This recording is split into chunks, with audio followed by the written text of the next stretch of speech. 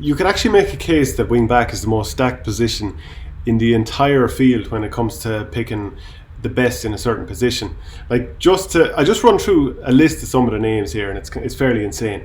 Lee Keegan, Paddy Durcan, Jack McCaffrey, Ryan McHugh, Carl O'Connell, Paul Murphy, and then there's some other really good names that maybe not everyone would agree with. Carl O'Connell, Aidan Forker, Gary O'Donnell, Donald Keogan, Brian Malone, Quaylen Mooney, Liam O'Donovan, and there's probably a couple of more even missing from that list. But because the actual very top end, the very cream of the crop, is so big, so strong, I think we can nearly focus on those. But they're, like as I said, the depth chart is quite strong. Do you know why there's so many good wing backs? Because everybody loves playing wing back. Everybody loves playing wing back. You're a defender, but maybe not in the. You're not at the last line of defence. You're not going to be man marking a fella. You get a chance to go forward and kick a point, and if you kick a point, everybody thinks you've played well, even if you got 1-4 scored off you. But I completely agree. And it used to be the case that you'd be, as a wing forward, you think you're going to get scoring opportunities. Whereas now a wing back, he's not going to be man marked as he moves up the field. He can kind of stand, time his run, get the ball in the front foot and knock it over in a way that a wing forward can't really do anymore. So in lots of ways, it's probably the best position out there. But the best guys are obviously devastating from that position. Jack McCaffrey, Lee Keegan, like Paddy Durcan is obviously really, really good on the ball, but he's kind of been mixing it with man marking. We saw him last year do it with Ryan McHugh, Shane Walsh, possibly Jack McCaffrey as well, do really well and also score going the other way as well. So I think That brings him up. That brings him high up the conversation, because it's one thing being able to go forward, but to be able to he has the best of both worlds. Basically, who did he outscore? List them off there. Who he outscored in those big games last year? Well, off the top of my head, it was I think Morris Brosnan tweeted it at the time. Shane Walsh, Ryan McHugh, and Jack McCaffrey. I think he held them scoreless and scored 8 points himself in those games. Yeah, like that's phenomenal. Like, it's one thing, like, to be able to mix it to man mark, and usually when you man mark, you're so, like, solely preoccupied with keeping your man quiet that you don't even think of venturing. He was able to do that and still go forward and score that. It's phenomenal, really. Especially when you look at what Paddy Durcan did to Jack McCaffrey in the All Ireland semi final, and then you look at what Jack McCaffrey did in the All Ireland final. Yeah, Like, one three from play. yeah. Like, in fairness, that's absolutely phenomenal. It's probably it's the greatest. It's one of the great All Ireland performances, and definitely definitely the greatest scoring performance, outside of, your marquee man, or your main player. To score 1-3 and be that type of a threat from half back, that type of attacking threat. I've always kind of raised it, I wonder how good is he when he's put on the back foot. We don't know, because he's never he never allows himself to be put in that situation. He gets the ball and is always on the front foot. So, like, that's kind of me grasping at straws in one way, saying you're thinking from a defender's point of view, yeah, he's great going forward. What's he like going back? We've never had to know, and we might never know. And that's the thing. Like, that's what gives Paddy Durcan such a jump up the list here, because we do know he's great in both directions. But still, McCaffrey is obviously going to be up near the very, very top of this list, and who knows, we might end up picking him. But do you think, based on his performances relative to Lee Keegan in the past few years, that Paddy Durcan is now, after jumping a little bit ahead of Lee Keegan? Because I think the one guy who's comparable to McCaffrey in recent years, who has had these unbelievable displays, but actually, like Durcan, going in both directions, but Lee Keegan has really delivered in All Ireland finals, and he's put Diarmuid Connolly on the back foot, and he scored a goal at the other end, and he's kind of man-marked Michael Quinlivan at fullback and Sean Kavanagh and Enda Smith, and played in different positions, and he's kind of a jack of all trades. And he's been footballer of the year just a couple of years ago. I don't think. I think the last time you saw him playing in a big game, he was playing fullback on Conor Callaghan and got slipped for 2 goals. And I think it's easy just remember that we're talking about wing backs, and I think when he's wing back, he's absolutely phenomenal. He is the best of both worlds. Again, he can keep Diarmuid Connolly scoreless and frustrate him for 75 minutes, and also get up the field. Like, Keegan has got some unbelievably crucial scores. Some people always hark back to the ball that he dropped in Cluxton's hands when they were 4 up in the drawing game in the 15 semi-final. But like the big scores he's gotten, like it was only looking back at the 17 final recently, he came up and got that goal.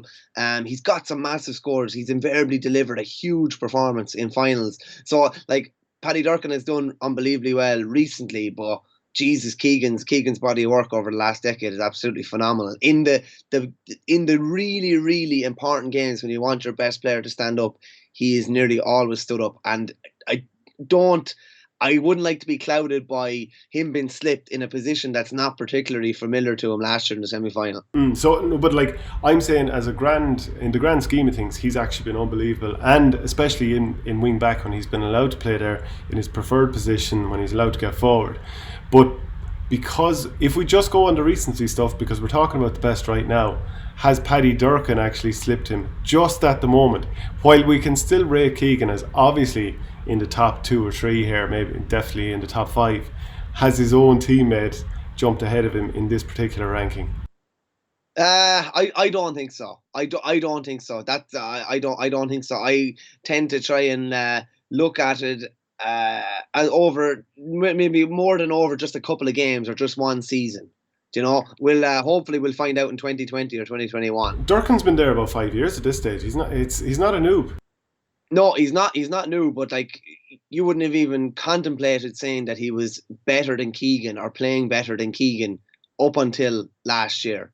So I'll cast judgment when we see a few more games and a few more championships. Okay, I agree with you. I think it's got to be between Lee Keegan, Jack McCaffrey, Ryan McHugh. I think Paul Murphy's very, very good, but I don't know if he's quite at the same level of those three. And I think Carl O'Connell would be alongside Paul Murphy in being just in the chase in peloton. Yeah, Carl O'Connell definitely deserves a mention. He only took up football at 17. He was a 400-metre runner and a long jumper, and he played a good bit of soccer.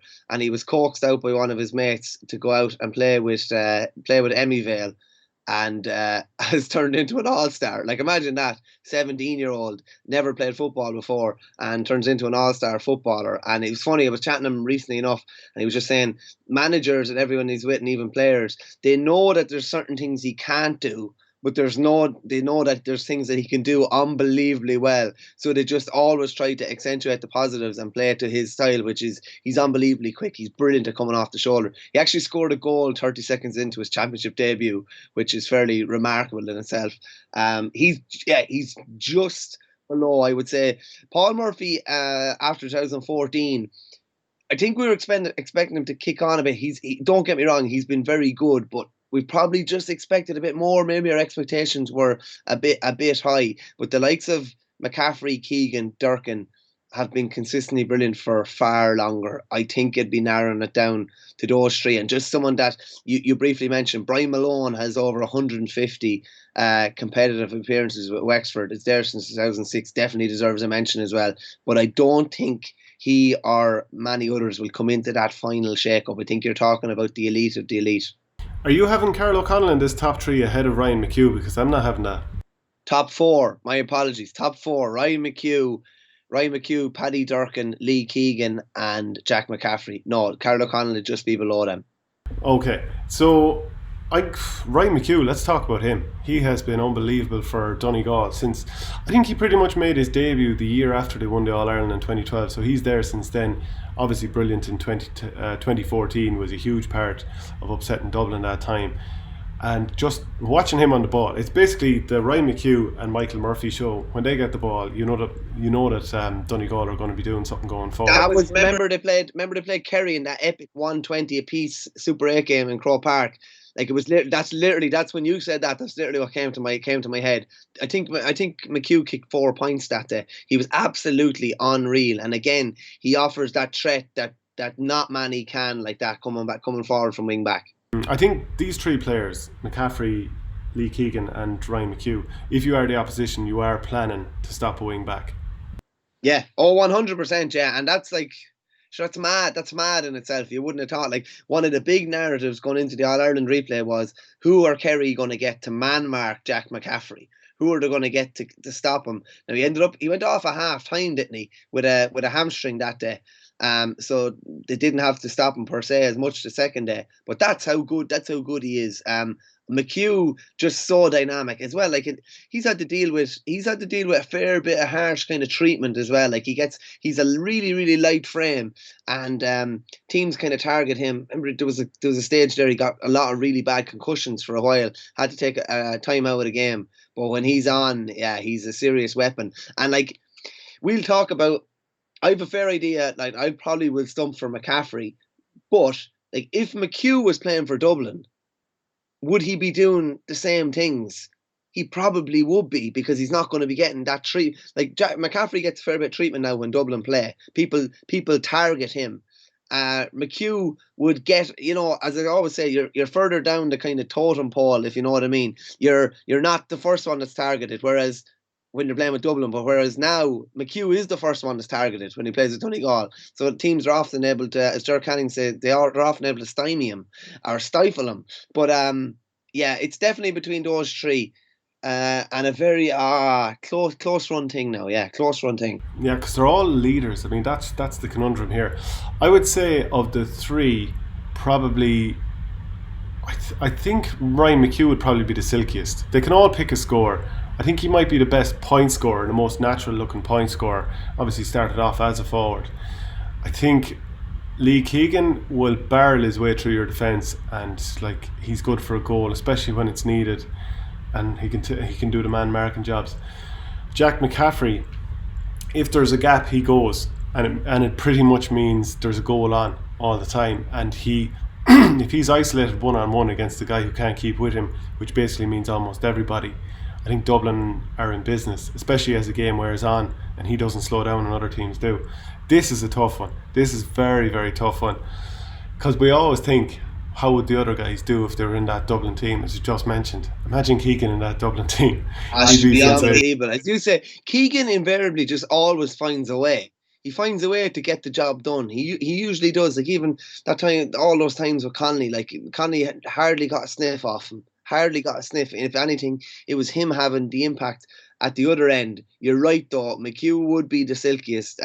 Keegan finds a way, and McCaffrey, with his speed, is invariably able to play to his strengths a bit more and get himself onto that right foot because he has time. But McHugh can kind of play it anyway. If I had to Stumford, and given what he's already overcome in his career, McCaffrey took a year out as Footballer of the Year, did his cruciate and came back and was in the shortlist for Footballer of the Year the following year, having done his cruciate in the All-Ireland final 12 months previous to that. And he's just such a weapon. He's just such a weapon. It'd be interesting to see, as I said, if he was on another team, if he was made defend, how that would go. But I'd be going for McCaffrey. I'd be stumping for McCaffrey. Yeah, there's not a whole lot between many of these players. I think I'm going to go for Keegan, because we know he can do it going both ways, and he's given just performances that are just as sensational in a team that has more limited players than Dublin does. Man. You're a gas man. You were trying to tell me Paddy Durcan was better than him there 5 minutes ago, and now you're stumping for him as the best wing back in the country. To some degree, I was playing devil's advocate, but I do think he's very close to that level. But it's still Keegan. It's definitely still Keegan. He's an unbelievable footballer. He can do it both ways for sure. I suspect that McCaffrey can do it going the other way, but he hasn't had to do it as often. He's had to do it. Of course, he's had to defend. Just not. He's never had to man mark, though. That's the thing you're saying, and Keegan can do that, and I think that's why. That's why it's a really, really tight run race between the two of them, with McHugh ever so slightly behind. Get your comments in. Let us know if you agree.